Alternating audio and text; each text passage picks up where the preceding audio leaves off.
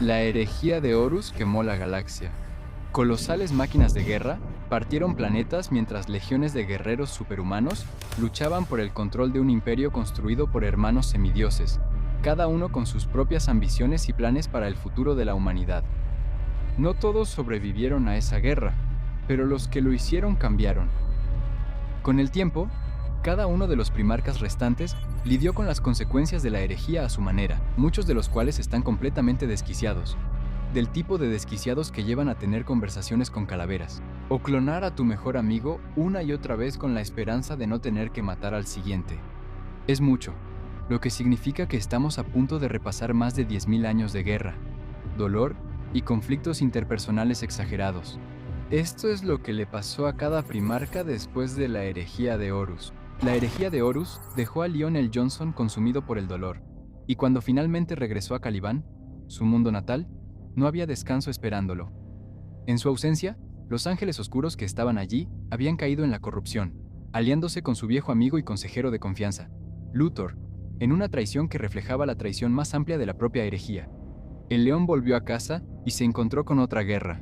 La batalla que siguió fue tan feroz que destruyó Caliban por completo. Bombardeos orbitales y batallas catastróficas en la superficie llevaron a un debilitamiento de la corteza del planeta, y se rompió bajo la presión.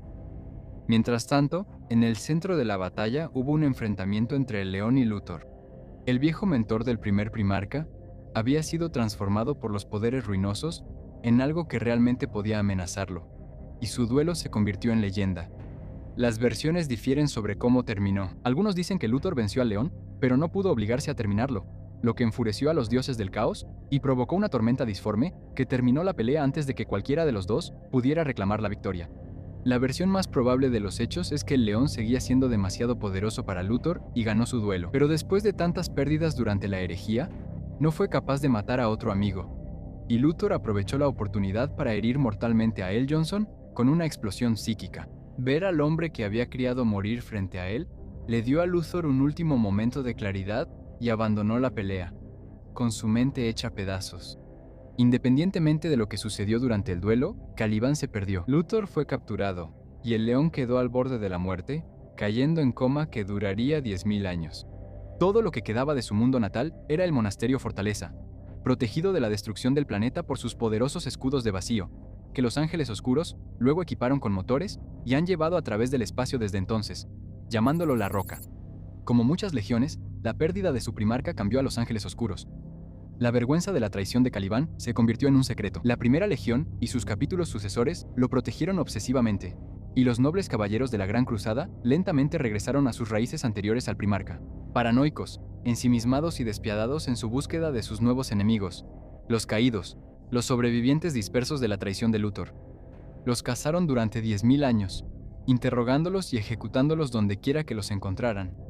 Todo mientras el imperio a su alrededor se desmoronaba. Esto continuó hasta el 42º milenio, cuando la 13ª Cruzada Negra de Abaddon estalló desde el Ojo del Terror, destruyendo Cadia y creando la Cicatrix Maledictum, una enorme grieta disforme que dividió la galaxia casi por completo en dos y permitió que las fuerzas del caos se movieran sin control a través del vacío. Tal vez fue esta enorme conmoción la que lo despertó, o tal vez finalmente sonó su alarma, pero de repente, el león despertó.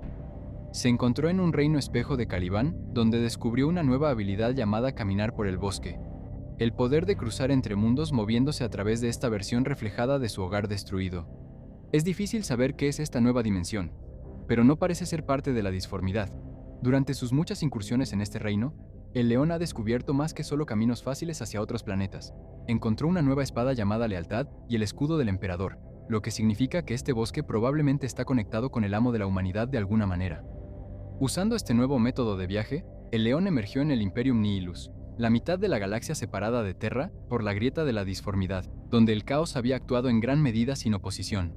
Comenzó a contraatacar, uniendo a los guerreros mortales dispersos y ofreciendo a los caídos que encontraba una simple elección: muerte o redención.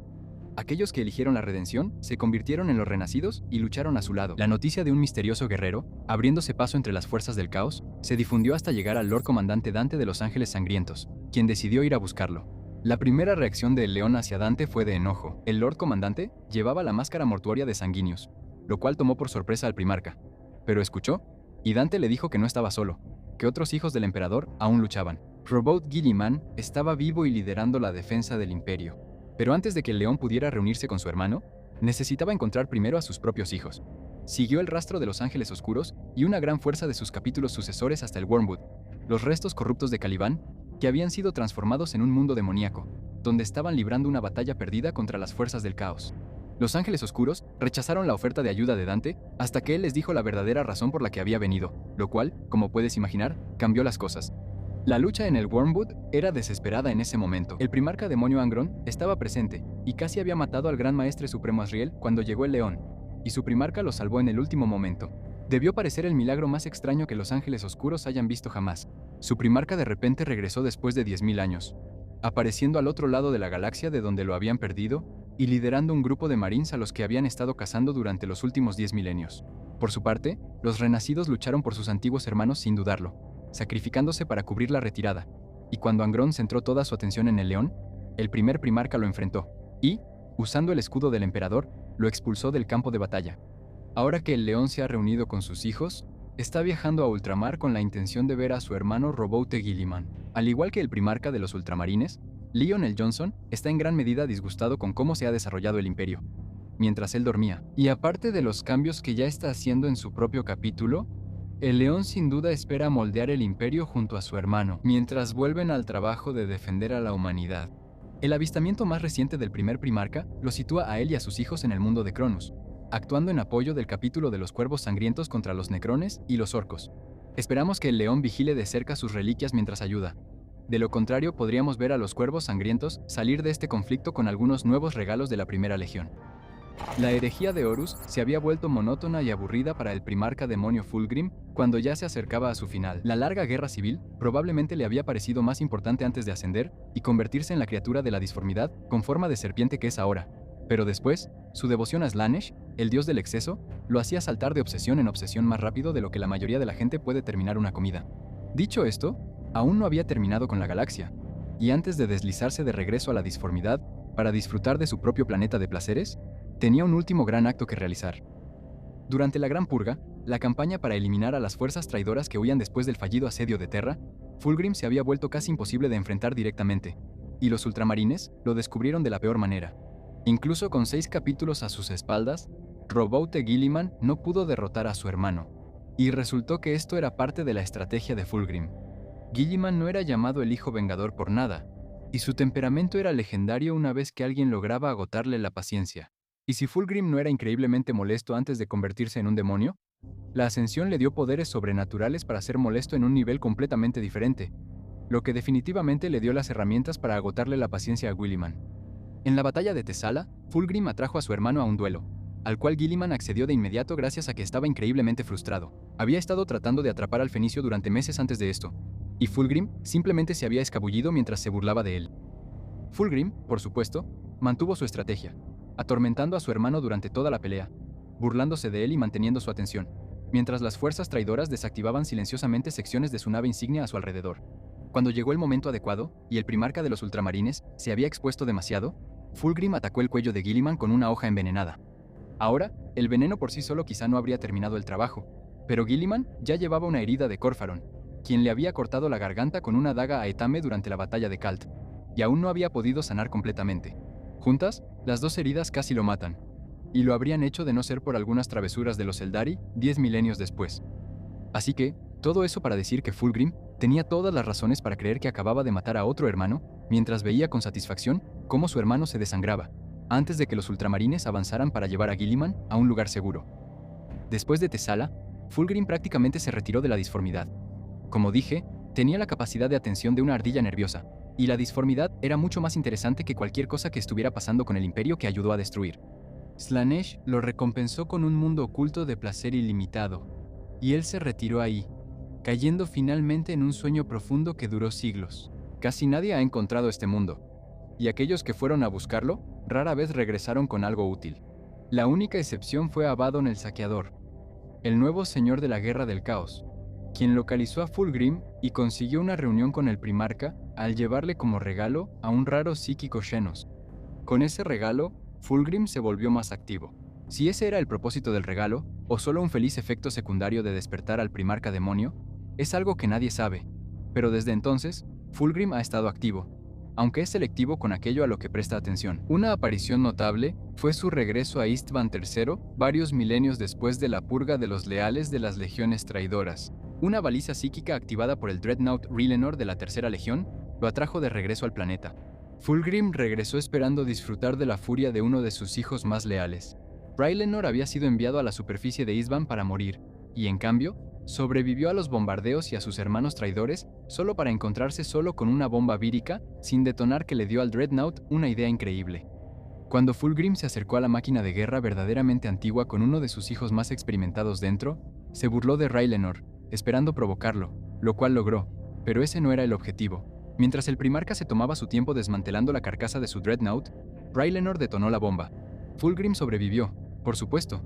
Los demonios no pueden ser realmente asesinados de esa manera, pero que una bomba vírica explotara en su cara y ser desafiado por quien debería haber sido su subordinado, dejó un ego herido del que el primarca demonio nunca se va a recuperar realmente. Aparte de eso, Fulgrim casi nunca salió de la disformidad hasta que se unió a la 13ª Cruzada Negra y prestó su influencia a varias bandas de guerra de Slaanesh cuando lograban mantener su interés el tiempo suficiente. Aparte de que la 13ª Cruzada era una misión muy importante para las fuerzas del caos, Fulgrim salió principalmente para ajustar cuentas con su hermano. Los dos aún no se han vuelto a encontrar, y conociendo a Fulgrim, no tiene ninguna prisa por hacerlo. Él elegirá el momento que cause más daño y disfrutará causando dolor y destrucción en el Imperio mientras espera, lo cual, sinceramente, es la mejor manera de mostrar quién es Fulgrim en el fondo. Claro, es inconstante. Salta rápidamente de una cosa a otra cuando su atención se dispersa, pero también le encanta esperar los momentos más dramáticos e impactantes. Quiere ser el centro de atención, el mejor de los mejores, el más perfecto de los hijos del emperador. Durante su tiempo en la disformidad, hizo que su antiguo jefe apotecario clonara a Ferrus Manus, el hermano al que había matado en la masacre del desembarco en el este de Istvan V, en un intento de encontrar los argumentos correctos para que Manus traicionara al emperador. Estaba reviviendo su conversación fatídica justo antes de que comenzara la herejía, tratando de demostrar que podría haber convencido a su mejor amigo de unirse a él, pero nunca funcionó, y Fulgrim ha matado a docenas de versiones clonadas de su hermano en ese intento. No puede imaginar un mundo en el que estuviera equivocado al hacer lo que hizo, pero también sigue buscando una conexión real, algo que ni siquiera el dios del exceso puede proporcionarle. Después de que terminó la herejía de Horus, Perturabo se dedicó a trabajar en sus grandes planes. Primero, quería dominar el caos, usar la disformidad y a sus dioses como fuente de poder. La batalla entre el emperador y Horus había dejado a los poderes ruinosos en un coma temporal, y mientras Lorgar trabajaba para despertarlos de nuevo, Perturabo se opuso a eso, ganando tiempo para estudiar la disformidad a su manera, sin que los dioses del caos estuvieran completamente conscientes e interfiriendo. Él quería dominarlos, no servirles. Su investigación durante la herejía lo llevó a posponer su retirada a la disformidad, como lo hicieron sus hermanos después del asedio de Terra. Sus planes de aprovechar el poder del caos en sus propios términos significaban que tenía que construir la Jaula de Hierro, una fortaleza que edificó en el mundo de Sebastus IV, que desde sus cimientos era una trampa diseñada para una sola persona, Rogal Dorn. Los puños imperiales cayeron en la trampa y habrían sido destruidos por completo si Guilliman y sus ultramarines no hubieran llegado justo a tiempo para rescatarlos. Para Perturabo, quien había pasado toda la Gran Cruzada a la sombra de Dorn y nunca recibió el reconocimiento que sentía que merecía, esto fue profundamente satisfactorio. Había vencido a Dorn 2 veces, una en Terra y otra en Sebastus IV, y se fue sabiendo que no solo había derrotado públicamente a su rival, sino que lo había hecho mientras lograba sus otros objetivos.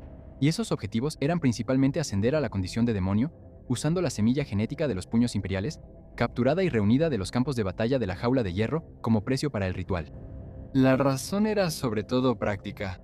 Fulgrim lo había herido durante la herejía, y su alma había estado escapándose lentamente desde entonces, lo cual es raro, principalmente porque prueba que Perturabo tenía un alma para empezar. La ascensión a la condición de demonio selló esa herida, y también le dio al Señor de Hierro un práctico aumento de poder, y aún mejor, parecía haberlo logrado sin deberle lealtad a ningún dios en particular, una victoria rara para Perturabo. Desde entonces, ha tenido su base en Medringard, un mundo demoníaco de su propio diseño, un paisaje imposible de fortalezas y fábricas interminables que producen armas, máquinas demoníacas y municiones a una escala que ha mantenido a los guerreros de hierro abastecidos durante 10.000 años. Ha pasado ese tiempo poniendo a prueba a sus hijos, buscando oficiales dignos de ser instruidos y diseñando la próxima guerra. 2 herreros de guerra han ganado su atención particular. Hansu, a quien Perturabo valora no por su brillantez táctica, sino por su tosuda y obstinada negativa a rendirse sin importar las probabilidades. Y Kravik Morn, quien encarna a los guerreros de hierro mejor que casi cualquier otro ser vivo. Ha armado la 13ª Cruzada Negra de Abaddon, colaborado con Bashtor, el Archafano, en nuevos diseños de armas. Y después de la caída de Cadia, se desvió para luchar contra su hermano Mortarion en la Guerra de Óxido y Hierro, una vieja cuenta pendiente que aparentemente necesitaba saldarse antes de que cualquier otra cosa pudiera avanzar. Ahora Perturabo ha puesto su mirada en algo que suena, incluso para sus estándares, casi imposible. Él planea sitiar todo el Segmentum Obscurus, aplastando lo que queda de la Puerta de Cadia, tomando el mundo Forja Agripina y usando todo eso como base para un eventual avance hacia la propia Terra. 10.000 años de preparación, y Perturabo cree que finalmente está listo para terminar lo que la herejía comenzó. Esperemos que esté siendo demasiado confiado. El destino de Rogal Dorn es quizás el más debatido de todos los primarcas. Después del asedio de Terra, Dorn y Guilliman chocaron casi de inmediato. Los dos no estaban de acuerdo sobre si retomar Luna o perseguir a las flotas traidoras que huían.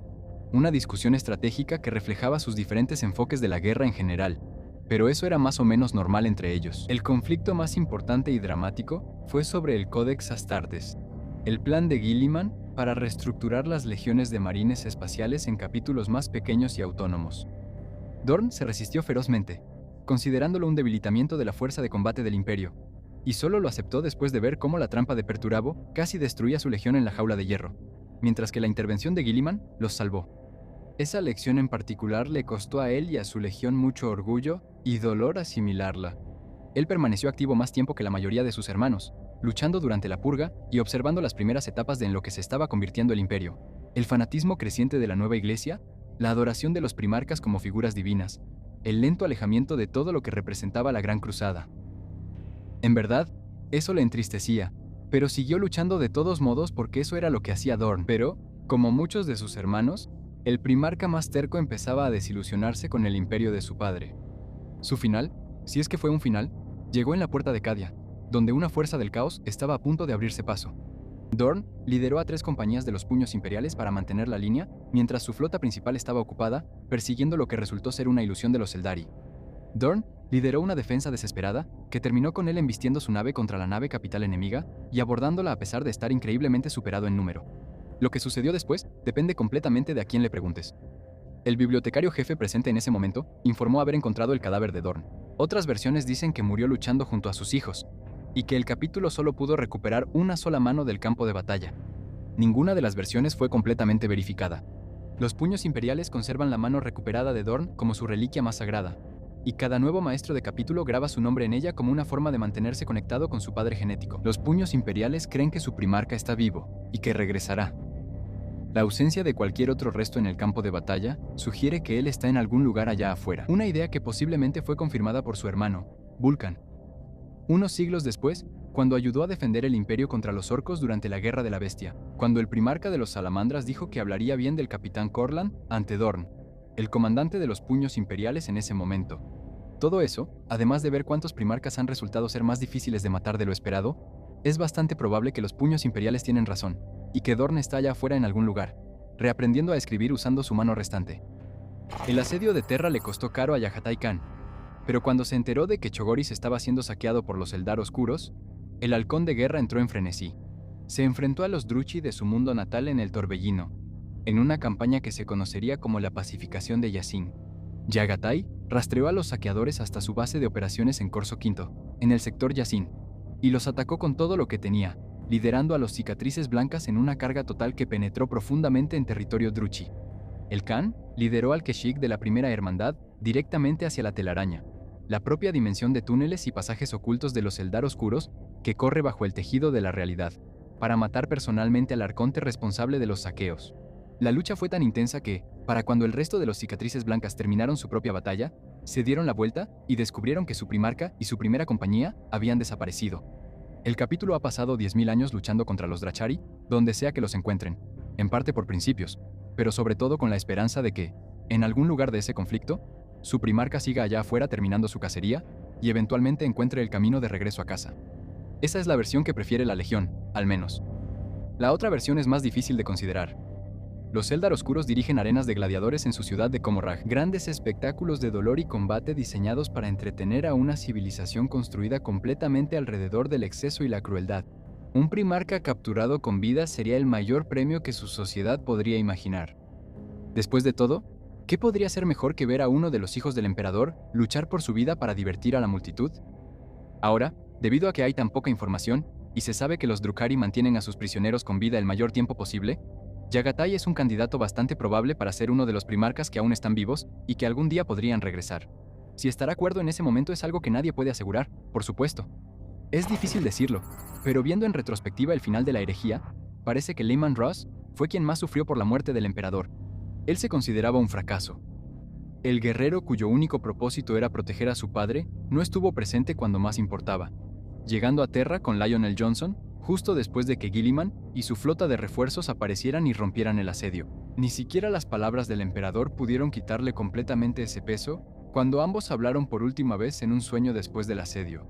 En cambio, eligió desahogar sus sentimientos contra los traidores, uniéndose a su hermano el León en una cruzada de venganza que se conocería como la Gran Purga. Durante ese tiempo, Russ luchaba con su lugar en el nuevo imperio y su responsabilidad hacia su padre, sus hermanos y la humanidad en general. Luchó contra traidores y discutió con sus hermanos, siendo más conocido por ponerse del lado de Dorn en todo el proceso de reorganización del Codex Astartes. Su legión realmente nunca empezó a seguir las reglas de Guilliman, pero eso también es simplemente lo que hacen los lobos espaciales. Cuando terminó la purga, Russ tomó una decisión y reunió a sus hijos para un último banquete. Les dijo que se iba, llevando a la 13ª Gran Compañía al Ojo del Terror para buscar algo llamado el Árbol de la Vida, un artefacto mítico que creía que podía curar al emperador. Dejó a uno de sus hijos más confiables, Bjorn, el de la mano funesta, para liderar a los lobos espaciales en su ausencia y se adentró en la disformidad. Los lobos espaciales han emprendido la gran cacería desde entonces, expediciones por toda la galaxia en busca de cualquier señal de su primarca, y ninguno lo ha encontrado. Ross mismo prometió que regresaría durante el tiempo del lobo, cuando el imperio esté al borde mismo de la aniquilación. Dado todo lo que ha pasado recientemente, la caída de Cadia, el Cicatrix Maledictum, la división de la galaxia en dos, el regreso tanto de Guilliman como del León, podrías preguntarte razonablemente qué es exactamente lo que está esperando. De manera preocupante, la 13ª Gran Compañía ha regresado recientemente del Ojo del Terror sin Russ, luchando de nuevo a lo largo de la galaxia. Su señor Lobo Bulby, un veterano de la Gran Cruzada, no ha dado muchos detalles sobre lo que le pasó al señor Lobo, pero dejó en claro que Russ regresará cuando el momento lo exija, y no antes. El final de Konrad Curze comenzó incluso antes de que la herejía terminara. Sanguinius, Guilliman y el León lo capturaron justo antes del asedio de Terra, y lo sellaron en un ataúd de estasis y expulsaron el ataúd al espacio, en lugar de ejecutarlo de inmediato. Una decisión que tendría consecuencias 18 años después, cuando una nave de esclavos encontró el ataúd. Y Curze asesinó a la mayoría de la tripulación, excepto al piloto, quien lo mantuvo con vida el tiempo suficiente para que lo llevara a Sigulsa y así reunirse con lo que quedaba de su legión. Lo que los amos de la noche encontraron cuando su primarca regresó no era el monstruo que recordaban. Curze había cambiado y estaba cuestionando todo. Su visión, sus métodos, el propósito alrededor del cual había construido toda su existencia. El primarca que regresó a Sigulsa estaba vacío por dentro y los amos de la noche podían sentirlo. Desafortunadamente, uno de los tripulantes de esa nave que recogió la cápsula de Curze era un acólito del templo de asesinos Calidus en Terra y pudo enviar una advertencia antes de ser asesinado. Una vez que el imperio confirmó que seguía vivo, enviaron asesinos para encontrarlo, lo cual no era un compromiso menor considerando lo pocos que quedaban después de la devastación del asedio de Terra. Finalmente, fue Emshen, una asesina Calidus, quien lo rastreó hasta Sagula. Lo que encontró allí fue a un primarca que ya había hecho las paces con la idea de morir. Las premoniciones de Curze le habían mostrado lo que iba a suceder, y él había ordenado a sus hijos que la dejaran pasar. Estaba despotricando contra una estatua del emperador que había construido con órganos y restos humanos cuando ella lo alcanzó. Lo que te dice algo sobre cómo su mente se había degradado para ese momento. No hizo ningún intento de defenderse. Habiendo matado al primarca de los amos de la noche dentro de su propia fortaleza, Emshen tomó sus reliquias y corrió hacia la salida. Sin embargo, no llegó muy lejos. Los amos de la noche la persiguieron y la alcanzaron antes de que pudiera escapar. Pero el acechador nocturno ya no estaba, y su legión quedó sin propósito, sin líder y fracturada, lo que no les ha impedido seguir atacando al imperio a su manera habitual, pero sí les ha impedido operar como una fuerza de combate cohesionada desde entonces. Para resumir lo que Angron ha estado haciendo desde la herejía de Horus, Se puede explicar mejor de la siguiente manera: matar, mutilar, quemar. Se tomó un descanso para golpear a un demonio hasta convertirlo en una espada y luego siguió matando, mutilando y quemando. A diferencia de la mayoría de sus hermanos que se retiraron a la disformidad para conspirar y planear, Angron ha permanecido implacablemente activo. Viaja con una escolta de 12 sedientos de sangre, demonios mayores de Khorne y entre los seres más poderosos que produce la disformidad, y donde quiera que aparece, la histeria masiva y la violencia siguen a su paso. Detenerlo requiere una respuesta de una magnitud que parecería absurda para casi cualquier otra amenaza. Varios capítulos de marines espaciales, legiones completas de titanes y millones de guardias imperiales han sido convocados cada vez que Angron aparece. El dominio de fuego, una de sus campañas más largas, lo vio arrasar el imperio durante 2 siglos completos antes de que finalmente fuera rechazado. También hizo apariciones repetidas en Armagedón, un mundo colmena que se ha convertido en un objetivo recurrente para las fuerzas del caos y los orcos. Y ha sido una presencia constante donde la lucha es más intensa. Pero Angron no solo ha estado luchando contra el imperio, él peleará contra cualquiera, lo mencioné antes, pero en algún momento Angron se encontró con Samniarius, un demonio de Slaanesh que se consideraba a sí mismo un maestro gladiador. Angron lo golpeó con una barra de hierro tan brutalmente que la barra se fusionó con el demonio, y ahora él porta la espada que hizo con esa barra como arma. Esto es, en cierto modo, lo más propio de Angron que ha pasado, y demuestra que él peleará literalmente con cualquiera por cualquier razón. Su acción más reciente fue en Malakbal, donde el Imperio había establecido una baliza psíquica que funcionaba como un astronomicón en miniatura para el Imperio Nihilus, dando a las fuerzas leales en la mitad aislada de la galaxia un punto de navegación confiable y una ventaja estratégica significativa. El príncipe demonio de Ashtor, el Arcófano, dirigió a Angron allí para destruirla. Angron aceptó porque, ¿por qué no aceptaría más peleas? Y cuando fue desterrado después, dejó atrás algo llamado la maldición asesina.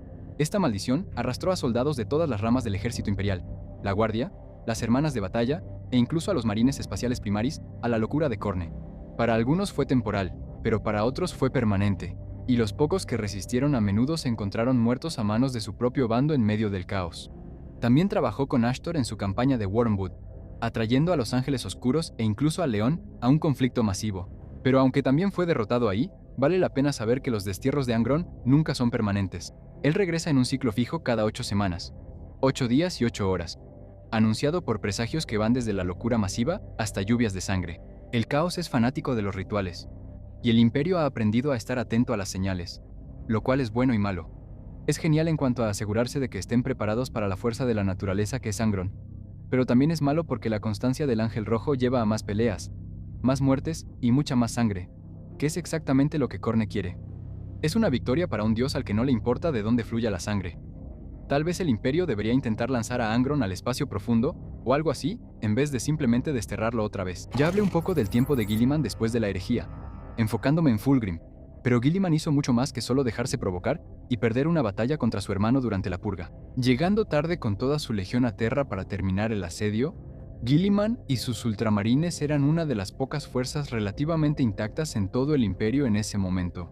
Habían sufrido grandes bajas en Khalt y durante su largo viaje al Sistema Sol para romper el asedio, pero la 13ª era la legión más grande por mucho y tenía más que suficientes astartes de sobra. Por esto, Guilliman recibió el título de señor comandante del imperio, y se puso a trabajar reforzando lo que quedaba mientras discutía con sus hermanos sobre cómo avanzar. La mayoría de sus hermanos quería perseguir a los traidores, por supuesto, pero Guilliman era el único adulto en la sala y puso a sus soldados a trabajar, apagando incendios por todo el ahora destrozado imperio. Incluso logró matar a Balfarius durante este tiempo, aunque eso nunca es algo seguro. Pero no solo estaba luchando, ya que ahora había un enorme vacío en el liderazgo imperial con la ausencia del emperador y Malcador, así que también se puso a trabajar creando una tonelada de nuevas leyes, incluyendo su obra más importante, el Codex Astartes. Este libro es el que dictó que las legiones eran demasiado poderosas para permitirles operar como fuerzas cohesivas y que debían ser separadas en docenas de capítulos más pequeños para asegurarse de que un conflicto como la herejía de Horus nunca volviera a ocurrir. También dividió las fuerzas armadas en ramas separadas como la Armada Imperial y el Astra Militarum por las mismas razones, y continuó dando instrucciones sobre cómo hacer que estas nuevas organizaciones funcionaran. Fue solo después de estos logros que Guilliman fue llevado a su enfrentamiento con Fulgrim en Tesala, donde recibió la herida mortal, además de sus lesiones de la herejía. Para salvar a su padre genético de la muerte, Los ultramarines pusieron a Guilliman en un campo de estasis que lo mantuvo al borde del olvido durante los siguientes 10.000 años, avanzando rápidamente hasta la 13ª Cruzada Negra y la caída de Cadia.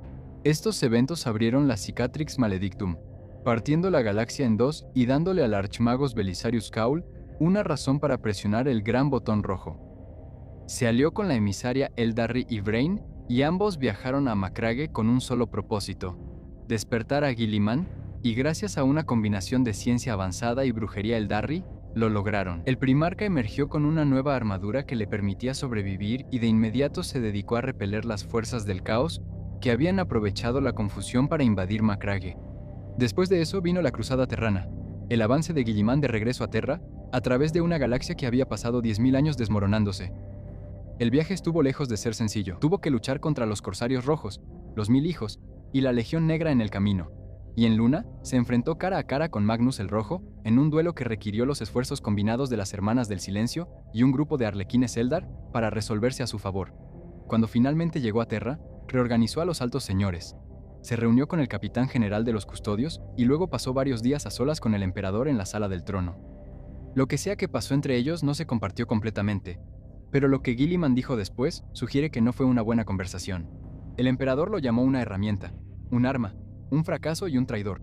También lo llamó su último hijo y su última esperanza, lo que significa que el Gran E no ha perdido su gusto por las tácticas de manipulación dramática, o que su cerebro ya estaba tan deteriorado que le costaba trabajo decir las palabras correctas o reconocer cuál de sus hijos era este. Fuera cual fuera el caso, Guilliman salió de esa habitación con la espada del Emperador en la mano y volvió al trabajo, porque aunque su padre pensara que era un fracaso, no iba a perder el imperio de la humanidad sin pelear. Ese trabajo se convirtió en la Cruzada Indomitus, la mayor empresa militar desde la propia Gran Cruzada.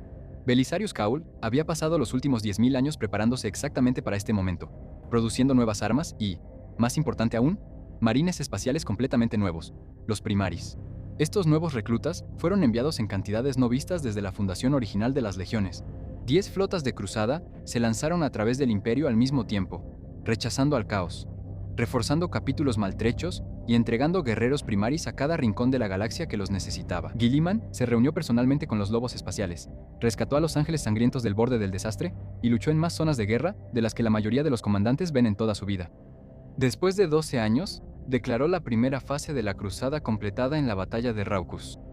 Los marines primaris que no habían sido reclamados, que habían luchado como los hijos sin número, fueron dispersados, uniéndose a capítulos existentes o formando nuevos, y Guilliman regresó a Ultramar, donde Mortarion y la Guardia de la Muerte se habían aprovechado de la ausencia de Guilliman, convirtiendo su territorio natal en una pesadilla plagada de enfermedades. Las guerras de la plaga le costaron todo lo que tenía para ganar, y después se dedicó a reconstruir el Gran Ultramar, su imperio personal en el norte galáctico. 9 capítulos completos se comprometieron a proteger los 500 mundos, la antigua tetrarquía, el Consejo de Astartes de Guilliman, cuya única tarea era proteger Ultramar, fue restaurado, y un puñado de planetas resistentes fueron reincorporados por la fuerza cuando la diplomacia no funcionó. Desde entonces, Guilliman no ha parado. Trabaja con los aliados Eldar, inquisidores, comerciantes independientes y cualquiera más cuyo objetivo se alinee temporalmente con la supervivencia del imperio. Está luchando contra los tiránidos en la Cuarta Guerra Tiránida. Envió a los antiguos guardianes del Torbellino al propio Torbellino para enfrentarse a Hurón Corazón Negro. Está redactando otro códice, esta vez el Codex Imperialis, un intento de reformar la gobernanza del imperio a nivel estructural, lo cual es un acto de extraordinaria ambición o de extraordinario optimismo, dependiendo de cómo lo veas. Está, por donde se le vea, exhausto. El imperio es demasiado grande, las amenazas son demasiadas y las instituciones están demasiado rotas para que un solo hombre, incluso un primarca, pueda mantenerlo unido por sí solo. Por eso la llegada de Lionel Johnson y la esperanza del regreso de sus otros hermanos leales es tan importante. Guilliman ha estado cargando con el imperio solo durante demasiado tiempo, y su espalda ya se está cansando. Después de la herejía, Mortarion se retiró en gran medida del universo material, pasando milenios observando el gran juego entre los 4 dioses del caos desde la distancia. Mortarion odiaba notoriamente al caos, la disformidad y todo lo relacionado con ello, pero después de haber sido forzado a convertirse en demonio por el dios de la putrefacción, decidió sacar el mayor provecho de la situación y comenzó a estudiar los planes de los dioses y sus seguidores, esperando el momento adecuado para jugar su propia carta. Pero eso no significa que estuviera completamente inactivo durante los 10 milenios entre la herejía y la 13ª Cruzada Negra. De hecho, sufrió una gran humillación durante ese tiempo, lo que lo obligó a permanecer en la disformidad más tiempo del que probablemente le hubiera gustado. Haldor Drago, Gran Maestre Supremo de los Caballeros Grises, mató al campeón de Mortarion y luego hizo algo que debería haber sido imposible. Desterró a Mortarion pronunciando su verdadero nombre. Un arma contra los demonios que requiere saber algo que ellos protegen más que casi cualquier otra cosa. Y grabó el nombre de su predecesor caído directamente en el corazón del primarca. No es de sorprender que Mortarion haya querido a Drago muerto desde entonces, pero el Caballero Gris ha resultado difícil de atrapar. Así que, una vez que finalmente pudo regresar al universo material, Mortarion dejó de lado ese rencor en particular y centró su atención en ultramar. La Guardia de la Muerte arrasó el territorio natal de Guilliman en lo que se conoció como las Guerras de la Plaga, una campaña diseñada no solo para destruir, sino para corromper con nuevas enfermedades desatadas en cada mundo que tocaban. Tifus luchó a su lado, al igual que el gran inmundo Hogath, un gran demonio de Nurgle cuyo objetivo principal era desarrollar la plaga perfecta. En Parmenio, esos tres horrores fueron demasiado para Guilliman, quien estuvo a punto de ser derrotado por completo antes de que una santa viviente interviniera para cambiar el rumbo. El punto más alto de la campaña y su fracaso definitivo ocurrieron en Eax. Kugath finalmente había completado su obra maestra, la Godblight, una enfermedad capaz de matar a un primarca. Mortarion la usó en Guilliman y lo vio morir, quedándose para ofrecerle al primarca moribundo una salida: la supervivencia al servicio de Nurgle. Guilliman, por supuesto, se negó, pero sorprendentemente no murió. El emperador, a través del cuerpo moribundo de Guilliman, intervino directamente en el universo material, resucitando a su hijo, tomando el control de él y usando ese cuerpo para hacer retroceder a Mortarion al Warp, quemando el jardín de Nurgle en el proceso. Las guerras de la plaga dejaron a Ultramar gravemente dañado, pero Mortarion se marchó tras fracasar en el momento de su mayor victoria y habiendo atraído la ira del emperador sobre el dominio de Nurgle. Como resultado, su posición con el padre de la plaga se ha visto seriamente afectada, y desde entonces ha pasado el tiempo tratando de reconstruirla mediante la conquista. No han sido unos buenos siglos para el Señor de la Muerte, pero hay esperanza. Mientras el emperador controlaba a Guilliman como si fuera una marioneta, le dijo a Mortarion que la esperanza de redención no estaba perdida y que algún día posiblemente podría ser salvado, ya sea que se refiera a que la condición demoníaca pueda ser eliminada o que una solución más permanente finalmente le dé paz a su hijo. Bueno, eso queda a interpretación. La historia de Magnus el Rojo después de la herejía está definida por dos cosas: las consecuencias de la rúbrica de Ahriman y un rencor contra los lobos espaciales que ni 10.000 años han logrado enfriar. La rúbrica, el intento de Ahriman de detener la mutación conocida como el cambio de la carne que estaba destruyendo su legión, desató la furia de Magnus cuando descubrió que su bibliotecario principal había convertido accidentalmente a la mayoría de su legión en trajes de armadura animada llenos de polvo. Solo la intervención directa de Tzeentch evitó que matara a Nariman en el acto, y aún así la misericordia fue limitada. Ahriman fue exiliado en lugar de ejecutado, dejado a vagar por la galaxia para reflexionar sobre lo que había hecho. Pero eso no fue el final, porque Ahriman intentó recientemente una segunda rúbrica, ya que simplemente no puede evitar tratar de ayudar de las peores maneras posibles. Desafortunadamente para Ahriman, sus hermanos descubrieron que el ritual resultaría en la muerte de Magnus si se completaba, así que lo detuvieron. Después de eso, Magnus pudo recuperar la mayoría de los fragmentos de su alma destrozada por primera vez desde la quema de Prospero durante la herejía de Horus, con una notable excepción: la parte que alguna vez lo hizo noble. Este evento ocurrió cerca del final del 41º milenio, lo que significa que durante la mayor parte del tiempo, entre el final de la herejía de Horus y ese momento, Magnus había estado solo parcialmente intacto.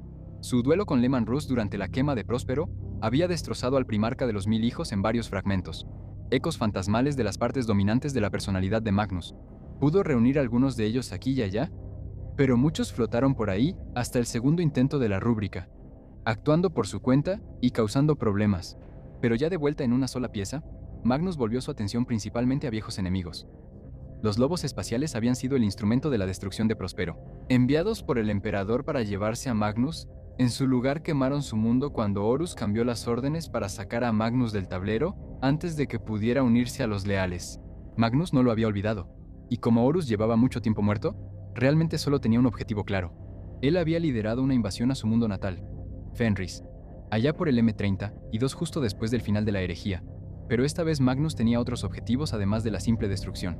Los ataques dañaron gravemente a los lobos espaciales, por supuesto, pero el verdadero objetivo era aumentar la corrupción ya presente en su semilla genética, la que a veces convierte a los astartes de los lobos espaciales en los Wolfen, parecidos a hombres lobo. Debería haber sido una gran victoria para Magnus, pero llegaron refuerzos imperiales, y Logan Grimnar, el maestro de capítulo de los lobos espaciales, logró acercarse y desterrar a Magnus con el hacha de Mordecai. Desde entonces, Magnus ha dejado atrás el planeta de los hechiceros, el mundo demoníaco de su legión, para ir a una nueva ubicación, llevando consigo las ruinas de Próspero. Su enfoque actual ha cambiado de la venganza a algo más ambicioso. Él pretende acelerar la evolución de la humanidad hacia convertirse en una especie completamente psíquica. Un plan que, si tuviera éxito, transformaría el imperio de manera más fundamental que cualquier cosa desde la visión original del emperador. Hasta ahora no ha tenido éxito. Un asalto combinado de los ángeles oscuros y los caballeros grises lo ha mantenido ocupado y desequilibrado, y eso es en parte porque aún no ha renunciado completamente a la venganza. Leman Russ sigue allá afuera en algún lugar, y cuando el Rey Lobo finalmente regrese, Magnus estará listo. El papel del Lorgar en la galaxia después de la herejía es fácil de subestimar, pero sin él, los dioses del caos podrían haber tardado mucho en despertar por completo, y el imperio probablemente estaría en una posición más fuerte ahora. Como mencionamos durante la sección de Perturabo, la batalla entre el emperador y Horus dejó a los poderes ruinosos en un coma temporal. Los dioses habían vertido tanto de sus poderes en Horus que cuando él murió, quedaron débiles y agotados. Lorgar, el arquitecto de la herejía y el primer primarca en volverse al caos, pasó la purga trabajando para revertir eso. La mecánica exacta de cómo sucedió sigue sin estar clara, pero el resultado sí lo está. Los dioses del caos se recuperaron bastante pronto después de que terminó la herejía. Habiendo logrado ese objetivo, Lorgar desapareció. En algún momento ascendió a la condición de demonio y se retiró a una fortaleza llamada Templum Inficio, en el mundo demoníaco de los portadores de la palabra. Sicarus, un aislamiento autoimpuesto que ha durado la mayor parte de los 10.000 años desde entonces. Realmente es extraño que no sepamos más sobre la ascensión de Lorgar, considerando que básicamente es el señor del caos en este punto. Pero dado que ha estado escondido en la disformidad todo este tiempo, es difícil imaginar que esa historia llegue al resto de la galaxia. Su aislamiento solo se interrumpió una vez, que sepamos, cuando se encontró con su hermano Corvus Corax, quien había sido retorcido por la disformidad hasta volverse irreconocible, pero hablaremos de Corax en un momento. Mientras estaba ocupado escondiéndose de las sombras con forma de cuervo, Lorgar dejó a Corvus Corax y a Erebus a cargo de la Legión. Dos hombres que normalmente están demasiado ocupados en la política como para ser buenos líderes de cualquier cosa. De cualquier manera, ambos están muy dedicados al caos, y los portadores de la palabra han continuado su labor de difundir la adoración por toda la galaxia, exactamente como Lorgar lo planeó. Desde la apertura de la Gran Grieta y el caos de la 13ª Cruzada Negra, Lorgar finalmente ha reaparecido en la galaxia. Él se mueve a través del caos de la nueva era, difundiendo la devoción a los poderes ruinosos, haciendo lo que siempre ha hecho mejor, convencer a la gente de creer en algo. La diferencia ahora es que la galaxia está ardiendo, tiene nuevos dioses y la gente está desesperada por encontrar sentido. Esas son condiciones ideales para el primarca de los portadores de la palabra. Corvus Corax fue el primer primarca lealista en desaparecer después de la herejía. Se fue en menos de 8 años tras el asedio de Terra, antes de que la mayoría de sus hermanos siquiera comenzaran a procesar lo que había sucedido. La Guardia del Cuervo había sido devastada en Istvan V, y en su desesperación por reconstruir, Corax había llevado al límite el proceso de manipulación genética que creaba a los marines espaciales, produciendo guerreros llamados los Raptores, luchadores capaces que eran leales y dedicados, pero genéticamente inestables. Después de que terminó la herejía, la inestabilidad los alcanzó. Los raptores comenzaron a mutar en horribles monstruosidades cubiertas de espinas y plumas. Corax había jurado al inicio de la herejía destruir todo lo corrompido por el caos, y ahora ese juramento significaba que tenía que sacrificar a sus propios hijos. Él mismo los eliminó, pero después de décadas de horrible guerra civil y pérdidas, eso simplemente rompió algo dentro de él. Después de eso, se fue. Sus últimas palabras registradas fueron: nunca más. Si desapareció en la disformidad, se fusionó con las sombras o entró en algún tipo de estasis esperando el perdón del emperador, depende de a quién le preguntes. Pero nadie lo ha visto desde entonces. O mejor dicho, el imperio no lo ha visto, al menos. Porque Corax no dejó de existir, cambió. Al aprovechar la misma esencia de la disformidad que el emperador usó para crear a los primarcas, se transformó en algo que opera fuera del espacio y tiempo normales, capaz de cambiar entre su forma original, una bandada de cuervos asesinos y una criatura de sombra viviente. En este nuevo estado, se convirtió en una amenaza silenciosa e implacable para las legiones traidoras, moviéndose por la disformidad como un depredador, y los portadores de la palabra en particular aprendieron a temerle. Encontró a Lorgar. Los dos hermanos tenían asuntos pendientes desde la masacre del sitio de desembarco, donde Corax estuvo a punto de matarlo. Su enfrentamiento terminó con Lorgar huyendo de regreso a la fortaleza en la que había pasado milenios escondido. Pero ya era demasiado tarde. La criatura en la que se ha convertido Corax tiene el olor de Lorgar y está decidido a terminar el trabajo que comenzó en Istvan V. Con Lorgar regresando al universo en el milenio 42, esperamos ver al Señor de los Cuervos regresar con él. listo para acabar con la amenaza del primer hereje. La historia de Vulcan después de la herejía es una de las más extrañas, en parte porque se fue y regresó más de una vez, y en parte por lo que la herejía le hizo personalmente. Se quedó el tiempo suficiente para ver la segunda fundación, la reestructuración de las legiones en capítulos que exigía el Codex Astartes de Guilliman, y luego, aproximadamente 1000 años después, se fue sin dar una razón ni decir qué haría. Regresó para la Guerra de la Bestia, un conflicto que ocurrió aproximadamente 1500 años después de la herejía, donde el imperio casi colapsa bajo una invasión orca, a una escala que no se veía desde Ulnor durante la Gran Cruzada. Al principio, Vulcan se negó a involucrarse. Solo cuando se enteró de que los puños imperiales se habían reducido a un solo capitán marine llamado Corland, cambió de opinión. Su regreso no fue cálido. Vulcan regresó frío, distante y reservado, negándose a luchar junto a los salamandras y manteniendo a todos a distancia. Él tomó el control del imperio durante la campaña, pero dejó en claro que esto era solo un arreglo temporal.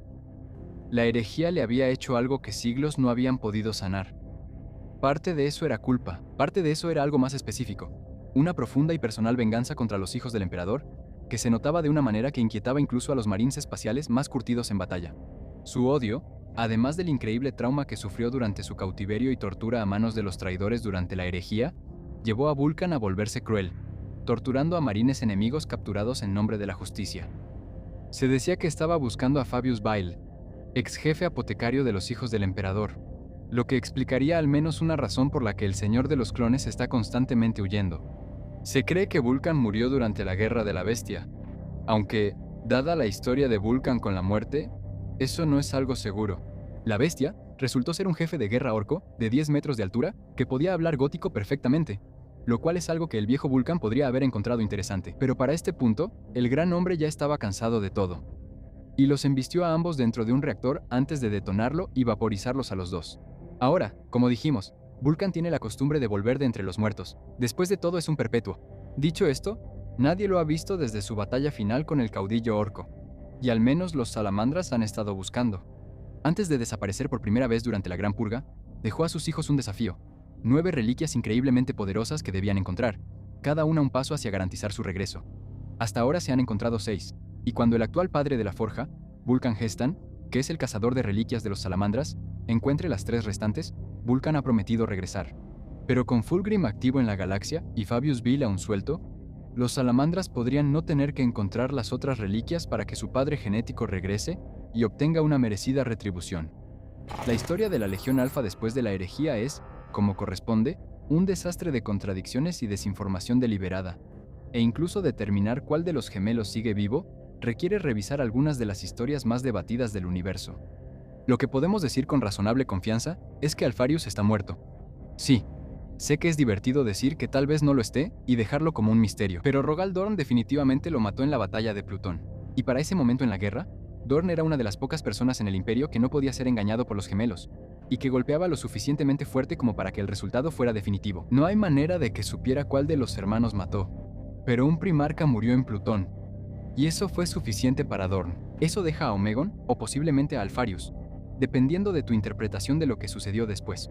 En Escador, la Legión Alfa y los Ultramarines libraron una batalla que aparentemente mataría al segundo primarca de la 20ª Legión. Guilliman mostró una improvisación inesperada y dejó de lado sus enfoques estándar del Códex para la pelea, sorprendiendo a la Legión Alfa y forzando una confrontación con lo que parecía ser Alpharius. Guilliman se batió en duelo con su hermano y lo mató de un solo golpe limpio, pero Alpharius era un primarca, e incluso los ultramarines pensaron que matarlo fue demasiado fácil como para ser cierto. Sumado a eso, la muerte de su supuesto líder no tuvo ningún efecto en la fuerza de la Legión Alfa, y una semana después, los ultramarines se vieron obligados a retirarse de todos modos. Desde Escorador, el 20º primarca ha estado, hasta donde cualquiera sabe, ausente. Pero hay una historia que vale la pena considerar antes de descartarlos por completo. En algún momento después de la herejía, alguien que afirmaba ser Alpharius empezó a hacerse notar ante el Imperio. Los altos señores de Terra, comprensiblemente confundidos sobre si se trataba de un primarca genuino o de un impostor, enviaron a 6 asesinos Vendicare, algunos de los mejores asesinos que produce el oficio Assassinorum, para investigar.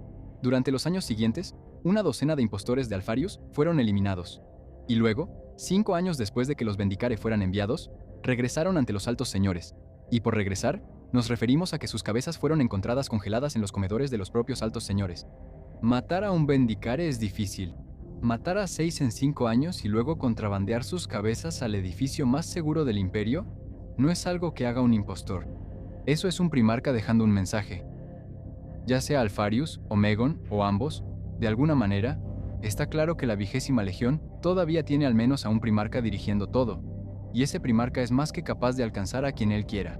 Bien, ya hablé de la mayoría de los primarcas, pero hay algunos que aún no hemos tratado completamente, principalmente porque murieron durante la herejía, y por lo tanto, no tuvieron nada que ver con el tiempo posterior.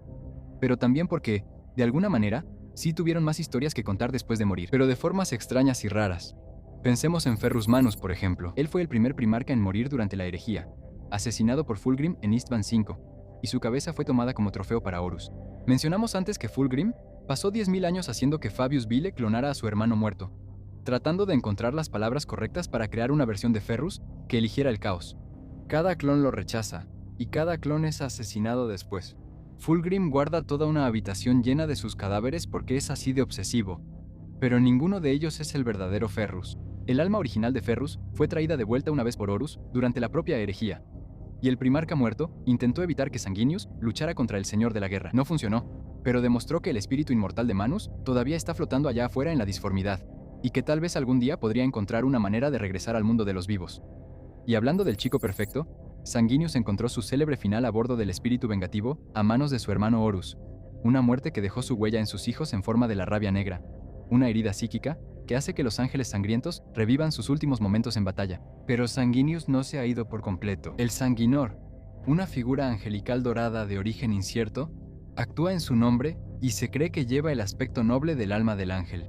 Su reflejo más oscuro se encuentra en el bibliotecario jefe Mefistón, quien encarna algo completamente diferente. Durante la devastación de Baal, cuando los ángeles sangrientos enfrentaron la aniquilación a manos de los tiránidos, se cree que el propio Sanguinius logró regresar desde lo que sea que exista después de la muerte y resucitó a Dante para guiar a sus hijos a través de ello.